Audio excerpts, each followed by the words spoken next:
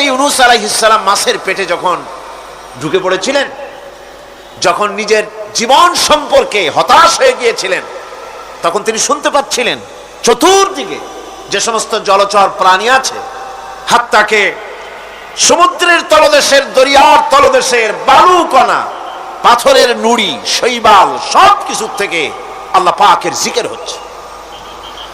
ভিতর থেকে আওয়াজ আসতেছে, আল্লাহ আল্লাহ আল্লাহ আল্লাহ আল্লাহ আল্লাহ আল্লাহ আল্লাহ আল্লাহ। জোরে বলেন আল্লাহ আল্লাহ আল্লাহ আল্লাহ আল্লাহ আল্লাহ আল্লাহ।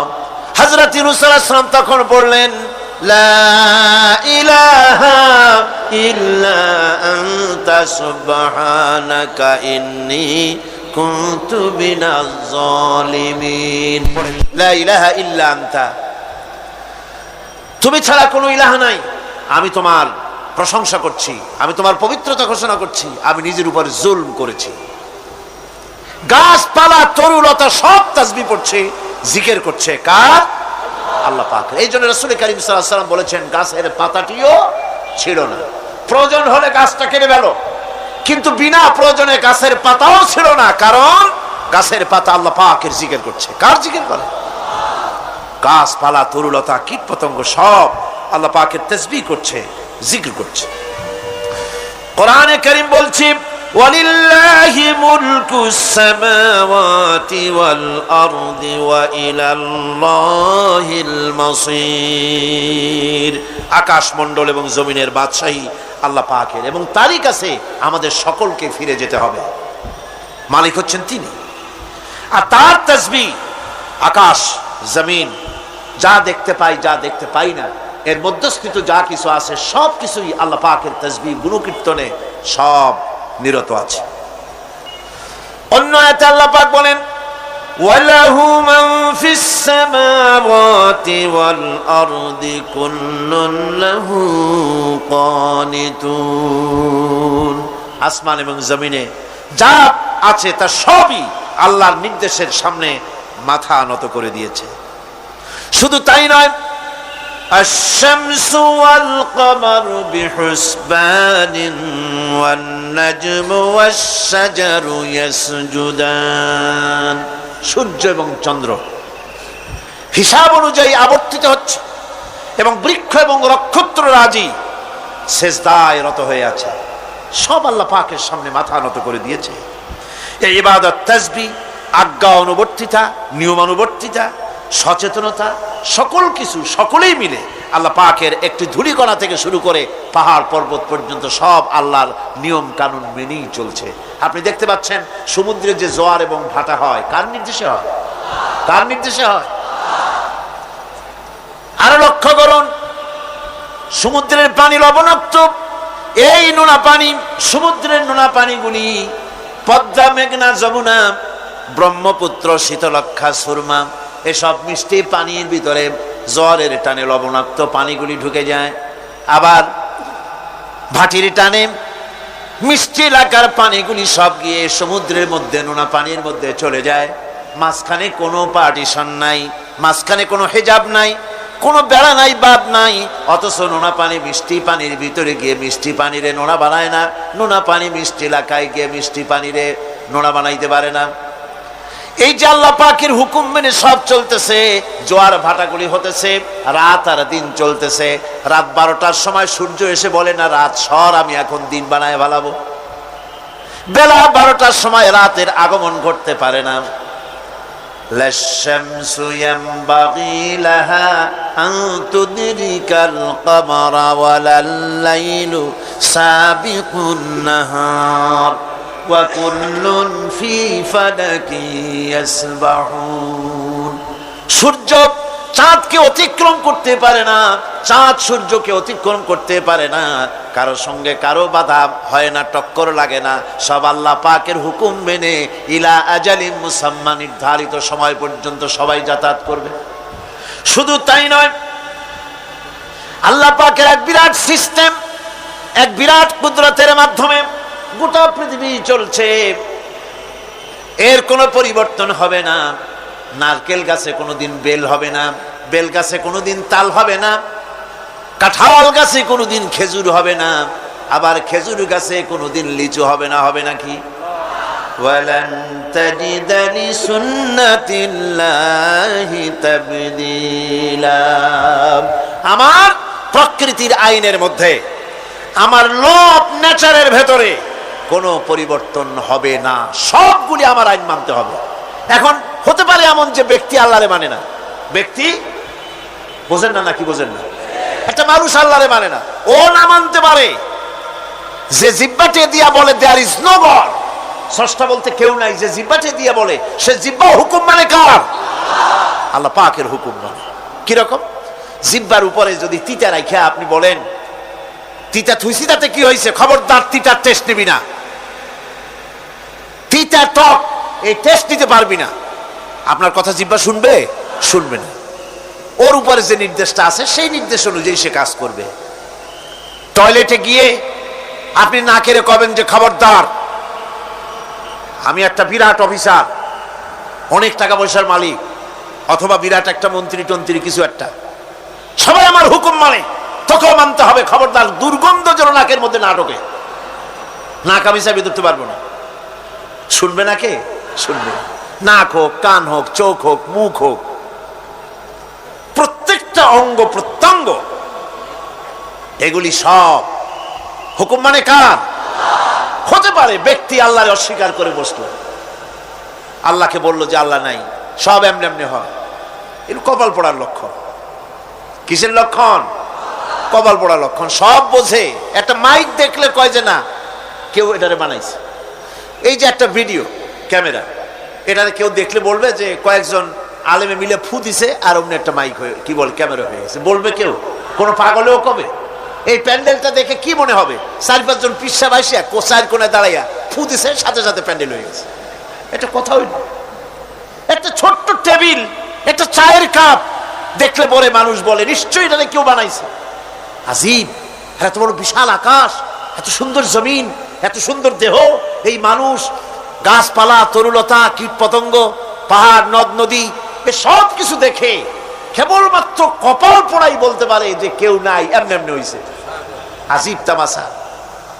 এমনি এমনি একটা চাউল তৈরি হয় না, একটা ডিম তৈরি হয় না, এমনি এমনি পৃথিবীটা হয়ে গেল। সবগুলির পেছনেই আল্লাহ পাক আছেন, তিনি সৃষ্টি করেছেন। এখন উপাস্যের প্রতি এই সৃষ্টি মানুষের দৃষ্টি আকর্ষণ করে। উপাস্য পাও না কে আল্লাহ, তা ঠিক পাও না, তা দেখাবার জন্য এই পৃথিবীর আল্লাহর সৃষ্টি প্রত্যেকটি পদার্থ, প্রত্যেকটি জিনিস ইঙ্গিত করে নিঃসন্দেহে কেউ না কেউ আছে, আর তার নাম হচ্ছে আল্লাহ। তার নাম কি? আরো জনে বলেন, নাম কি? আল্লাহ পাক। এখন প্রশ্ন ওঠে আল্লাহরে বানাইছে কেডা? বলে তো মুরগি আগে না ডিম আগে? ডিম যদি আগে হয়ে থাকে তো ডিমটারে পারলো কে? আর মুরগি যদি আগে হয়ে থাকে, কোথার থেকে মুরগি এসে উড়ে এসে জুড়ে বসলো, আইলো কই থেকে? আল্লাহ যদি একজন থেকেই থাকেন তাহলে তার স্রষ্টাকে? এই প্রশ্ন তুলেছেন বার্টন রাসেল। প্রশ্ন তুলেছে স্রষ্টার স্রষ্টাকে। তা আমি দেখলাম এক আর্মি অফিসার একটা বই লিখেছেন, আমার এত ভালো লাগলো। বইটার নাম হচ্ছে আল কোরআন দ্য চ্যালেঞ্জ, মহাকাশ পর্ব। দারুণ লিখেছেন তিনি, আপনারা যদি পান খুঁজে নিয়ে পড়বেন। সে বইয়ের শেষ ভাগে গিয়ে তিনি এটার জবাব দিয়েছেন, স্রষ্টার স্রষ্টাকে তাই তুমি তালাশ করো। কানা চায় মানে কুজো চায় শীতই শুইতে। একটা লবণ কণার দৃষ্টান্ত তিনি দিয়েছেন। একটা লবণ কণা, একটি লবণ কণার ভিতরে যতগুলি মলিকুল থাকে, একটা লবণ কণার ভিতরে যতগুলি ক্যালাস থাকে, একটা লবণ কণার ভিতরে যতগুলি উপকরণ আর উপাদান থাকে, অর্থাৎ একটা লবণ কণা যত উপকরণ, যত উপাদান ধারণ করে, তার ধারণ ক্ষমতা যতখানি, এতখানিক জিনিস ধারণ করতে 1000 বার্টন রাসেলের মগজের দরকার। একটা লবণ কণা, সেইটা চিন্তা করাই কঠিন। আর এত বড় মহাবিশ্ব যিনি সৃষ্টি করেছেন তার স্রষ্টাকে তালাশ করতে চাও, এটা কি স্বাভাবিক কথা? এটা পাগলের প্রশ্ন হতে পারে, এটা পাগলের প্রশ্ন হতে পারে। গ্যাগারিন টিটপ আর প্রথম মহাশূন্যচারী ছিল। গ্যাগারিন বেটা মহাশূন্য ঘুরি টুরি আসে কয় কি, কয় যে মুসলমানেরা যারে কয় আল্লাহ, হিন্দুরা যারে কয় ভগবান, খ্রিস্টানরা যারে কয় গড।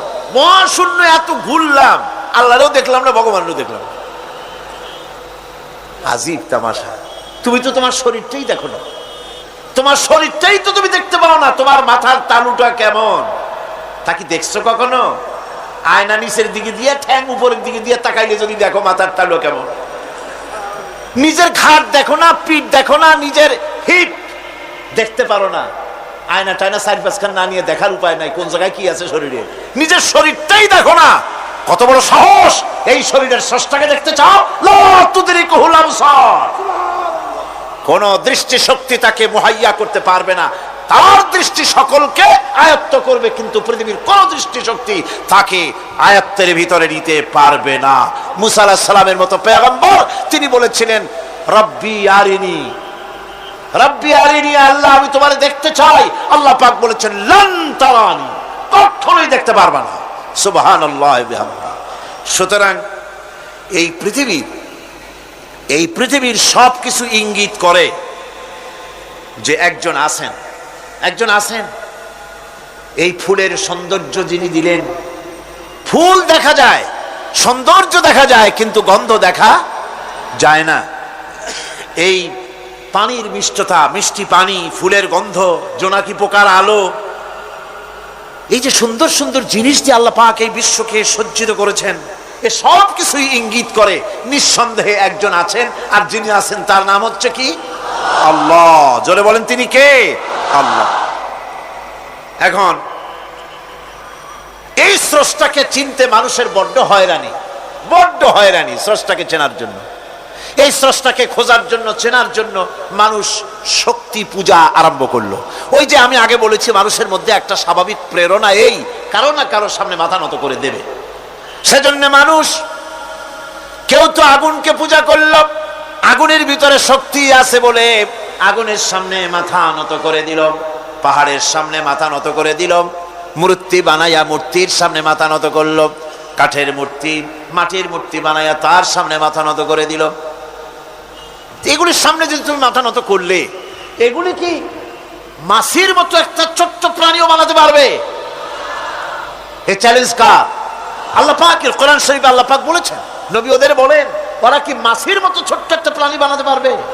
পারবে না।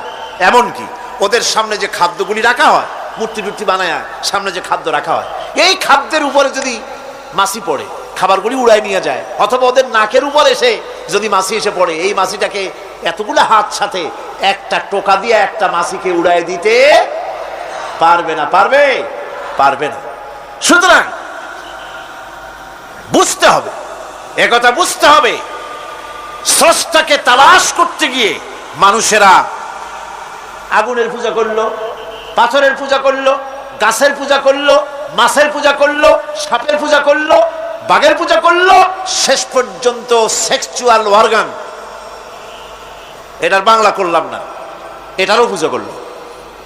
এটাকে একটা শক্তির প্রতীক মনে করে এটার সামনেও মাথা নত করলো। বন্ধুগণ, মাটির পূজা করলো, জমিনকে নিজের মা মনে করে এটার পূজা করলো। অথচ আল্লাহ পাক পরিষ্কার করে বলে দিয়েছেন, লা ইলাহা ইল্লা আনা ফা'বুদুন, আমি ছাড়া কোনো ইলাহ নাই, আল্লাহ ছাড়া কোনো ইলাহ নাই। কোরআনে কারীম বলছে, ইন্নাল্লাযীনা তাদউনা মিন দুনিল্লাহি ইবাদুন আমসালুকুম। আল্লাহ পাক বলেন, আমাকে বাদ দিয়ে তোমরা যার সামনে মাথা নত করো, যার সামনে পূজা করো, অর্চনা করো, বন্দিগি করো, ওটা তোমার মতো আমার আরেকটি গোলাম। তুমি যেমন আমার গোলাম, ওটাও আমারই গোলাম। একটু জোরে সরে জিকির করেন, লা ইলাহা ইল্লাল্লাহ, লা ইলাহা ইল্লাল্লাহ, লা ইলাহা ইল্লাল্লাহ, লা ইলাহা ইল্লাল্লাহ, লা ইলাহা ইল্লাল্লাহ, লা ইলাহা ইল্লাল্লাহ। মুহাম্মাদুর রাসূলুল্লাহ। সুতরাং বোঝা যাচ্ছে আল্লাহ হচ্ছেন এক এবং একক। এই আল্লাহ সুবহানাহু ওয়া তাআলা তিনি বলছেন আমাকে বাদ দিয়ে যার সামনে মাথা নত করো ওরা আমার গোলাম। সূর্য কার গোলাম? চন্দ্র কার গোলাম? সাপ বলেন, বাঘ বলেন, আগুন বলেন, সব কার গোলাম? এগুলি সব কার কথা শোনে? আগুন যতই পূজা করেন, আগুনের মধ্যে আপনি পড়লে আগুন কি ছাড়বে? ছাড়বে না। তবে হ্যাঁ, আগুনের মালিক যদি বলে তাহলে ছাড়িয়ে দিবে, ঠিক কিনা? ইব্রাহিম আলাইহিস সালামকে আগুনের ভিতরে যখন ফেলে দেওয়া হচ্ছে, ফেরেশতা বলতেছিল আমার কাছে সাহায্য চাও, আগুন থেকে বাঁচায় দেই। হযরত ইব্রাহিম বলেছিলেন আমার তো পরীক্ষা হতেছে, ইমতিহান হতেছে, আমাকে ডিস্টার্ব করো না, আমি তোমার কাছে কেন সাহায্য চাইবো? আমি আগুনে পুড়লে পরে আমার মাবুদ, আমার খোদা, আমার আল্লাহ তিনি যদি খুশি হন তাহলে আমার এমন আল্লাহকে খুশি করার জন্য 1000 বার পুড়তে রাজি আছি। তোমার কাছে কেন সাহায্য চাইবো? আমি তো অন্ধ, আল্লাহর ইবাদত করি না যিনি আমার দুঃখ দুর্দশা নিজের চোখে না দেখেন। আগুনের মধ্যে পড়ে গেলেন। আল্লাহ পাক আগুনকে অর্ডার করে দিলেন, ইয়া নারু কুনি বারদাও ওয়া সালামান আলা ইব্রাহিম। আগুন আমার ইব্রাহিমের জন্য ঠান্ডা হয়ে যা, শান্তিদায়ক ঠান্ডা হয়ে যা। তাহলে দেখা গেল আগুনের মালিক হচ্ছেন আল্লাহ পাক। আল্লাহ পাক আজও যদি কোনো পূজা করা লাগবে না আগুনের, আগুনের পূজা করা তো হারাম। আগুন হচ্ছে আল্লাহর গোলাম, আল্লাহর সৃষ্টি, এটা হচ্ছে মাখলুক, আল্লাহ হচ্ছেন খালিক। বিশ্বকবি, কবি সম্রাট আল্লামা ডক্টর ইকবাল কি সুন্দর করে বলেছেন, আজ ভি হো জো ইব্রাহিম কা ইমা पैदा, आज भी हो जो इब्राहिम का इमां पैदा, आग कर सकती है एक अंदाज गुलिस्तां पैदा। ইব্রাহিমের ঈমান যদি আজও কোথাও হয় বিদ্যমান, করতে পারেন অগ্নিকুণ্ডে খুবসুরত এক গুলিস্তান। এখনো যদি ইব্রাহিমের ঈমান যদি কারো মধ্যে জাগ্রত হয় আর তাকে যদি আগুনে ভালানো হয়, সে আল্লাহ আজও আছেন না? নাই? আছে কিনা? আল্লাহু লা ইলাহা ইল্লা হুয়াল হাইয়ুল কাইয়্যুম। পড়েন সবাই, আল্লাহু লা ইলাহা ইল্লা হুয়াল হাইয়ুল কাইয়্যুম। তিনি সদা জাগ্রত, তিনি চিরঞ্জীব।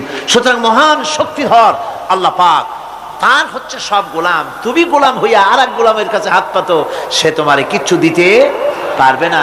আমি দৃষ্টান্ত দিতে গিয়ে বলি, একজন ভিক্ষুক সে যদি আর একজন ভিক্ষুকের কাছে গিয়ে বলে ভাই আমারে 10টা টাকা দাও, সে 10 টাকা পাবে কই? সারাদিন খয়রাত করিয়া পাইছে মোটে 5 টাকা, তোমারে তো 10 টাকা দিতে পারবে না।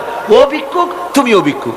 সুতরাং গোটা বিশ্ববাসী হচ্ছে আল্লাহ পাকের কাছে ভিক্ষুক। সবগুলি কি ভিক্ষুক? প্রধানমন্ত্রী হোক, প্রেসিডেন্ট হোক, প্রধান সেনাপতি হোক, আল্লাহ পাকের দরবারে এগুলি কিচ্ছুই না, গোলাম। এগুলি সব কি? গোলাম আর গোলাম। সুতরাং মাথা নত করা যাবে না কারো সামনে।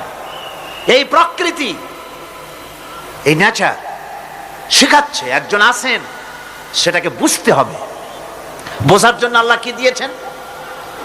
কি বোঝার জন্য আল্লাহ পাক মানুষকে ব্রেন দিয়েছেন, বিবেক দিয়েছেন। শোনার জন্য কান দিয়েছে, দেখার জন্য চোখ দিয়েছে।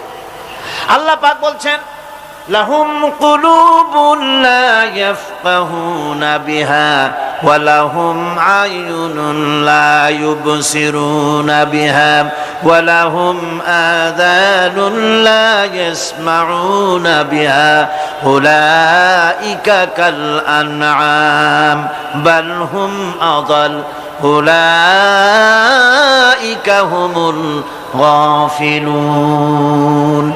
আমি যাদেরকে কান দিয়েছিলাম, কলব দিয়েছিলাম, বিবেক দিয়েছিলাম, বিবেক দিয়ে সব বুঝলো, কিন্তু আমারে বুঝলো না। বিবেক দিয়া সব বুঝলো, বিবেক দিয়া সমস্ত জিনিস, নিজের স্বার্থের জিনিসগুলি বুঝলো, কিন্তু আল্লাহকে বুঝলো না। কান দিয়েছিলাম শোনার জন্য, গান শুনলো, বাজে কথা শুনলো, সব শুনলো, কিন্তু হকের দাওয়াত তার কানের মধ্যে ঢুকলো না, হক বুঝলো না, হক শুনলো না, হক দেখলো না, সত্যকে চিনতে পারলো না। আল্লাহ পাক বলেন উলাইকা কাল আনআম, এরা হলো চতুষ্পদ জানোয়ার, জানোয়ার পশু। আল্লাহ কয় না খালি পশু কইলে সারে না, বালহুম আদাল, একেবারে পশুর চাইতেও নিকৃষ্ট। কারণ কি? কারণ হলো পশু অবিশ্বাসী নয়, পশু অবিশ্বাসী নয়, পশু কাফের নয়, পশু মুশরিক নয়, পশু মুরতাদ নয়, পশু নাস্তিক নয়, ঠিক কি না? সুতরাং পশুর চাইতেও খারাপ, পশুর চাইতেও খারাপ। পশু যেটা বোঝে তাও বোঝে না। পশু তো অন্তত মালিকের আনুগত্য করে, তার কথা শোনে, যার খায় তার কথা শোনে। কুত্তাটাও, কুকুরও যার খায় তার কথা শোনে, ঠিক কিনা গণ? অথচ যে আল্লাহ রাব্বুল আলামিন খেতে দিলেন, পড়তে দিলেন, সব কিছু দিলেন, তার ইবাদতটা বুঝতে চেষ্টা করলো না, তার ইবাদত বুঝতে চেষ্টা করলো না, তার গোলামি করতে জানলো না। সুতরাং এগুলি হচ্ছে উলাইকা কাল আনআম, এগুলি চতুষ্পদ জন্তু এবং জানোয়ারের মতো, বরং তার থেকেও নিকৃষ্ট।